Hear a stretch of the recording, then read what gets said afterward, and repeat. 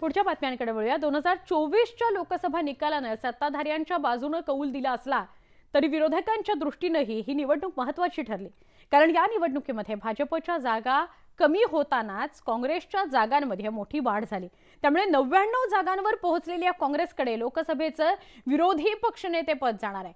त्यामुळे तब्बल 10 वर्षांच्या मोठ्या प्रतीक्षेनंतर लोकसभेला विरोधी पक्षनेता मिळणार आहे।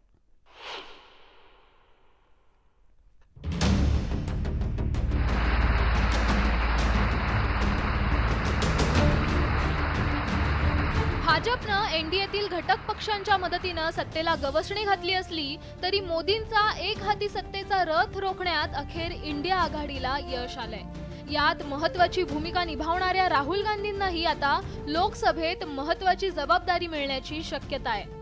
नरेंद्र मोदी तिसऱ्यांदा पंतप्रधान पदाची शपथ घेण्यापूर्वीच इंडिया आघाडीनेही विरोधी पक्षनेत्याच्या नावावर शिक्कामोर्तब केल्याचं पाहायला मिळतंय।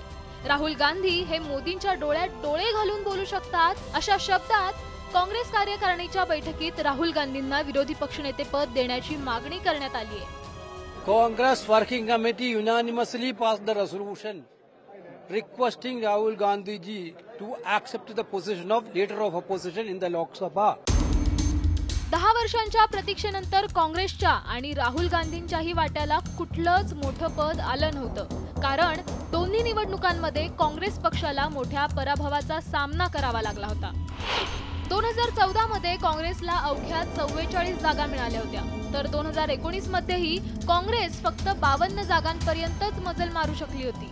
विजयाची टक्केवारी ही 10% कमी असल्यानं 2014 आणि 2019 या दोन्ही वेळेला काँग्रेसला विरोधी पक्षनेते पदानं हुलकावणी दिली। पण यंदाच्या लोकसभा निवडणुकीत काँग्रेसच्या कामगिरीत चांगलीच सुधारणा झाली आहे। काँग्रेसने विरोधकांची मोठ बांधत मोदींच्या भाजपला 242 वर रोखण्यात यश मिळवलंय। मागील जवळपास 5 वर्ष राहुल गांधींनी केलेल्या संघर्षाचं हे फलित असल्याची भावना काँग्रेस कार्यकर्त्यांमध्ये आहे। राहुल गांधींसाठी देखील लोकसभेचे विरोधी पक्षनेते पद ही मोठी जबाबदारी असेल। 2004 मध्ये राहुल गांधी यांनी सक्रिय राजकारणात प्रवेश केला होता। त्याच वर्षी ते अमेठी मतदारसंघातून विजयी झाले। 2009 आणि 2014 असे सलग 3 वेळा ते अमेठी जिंकले। त्यानंतर 2013 मध्ये राहुल गांधी काँग्रेस उपाध्यक्ष बनले।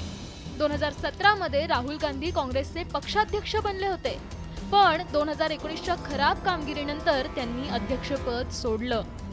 त्यामुळे आता राहुल गांधींनी अध्यक्षपद स्वीकारलं तर ही त्यांच्यासाठी मोठी जबाबदारी असेल। राहुल गांधी विरोधी पक्षनेता बनून संसदेत जनतेचा आवाज बुलंद करू शकतात असं काँग्रेस नेत्यांना वाटतंय।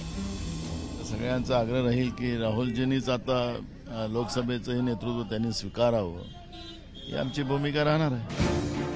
लोकसभा निवडणुकीच्या निमित्तानं देशानं नरेंद्र मोदी विरुद्ध राहुल गांधी हा सामना पाहिलाय। त्यामुळे नरेंद्र मोदी तिसऱ्यांदा पंतप्रधान होताना राहुल गांधींनी जर विरोधी पक्षनेतेपदाची जबाबदारी स्वीकारली तर संसदेतही राहुल गांधी विरुद्ध नरेंद्र मोदी हा संघर्ष पाहायला मिळू शकतो। Bureau report, news 18 Lokmat.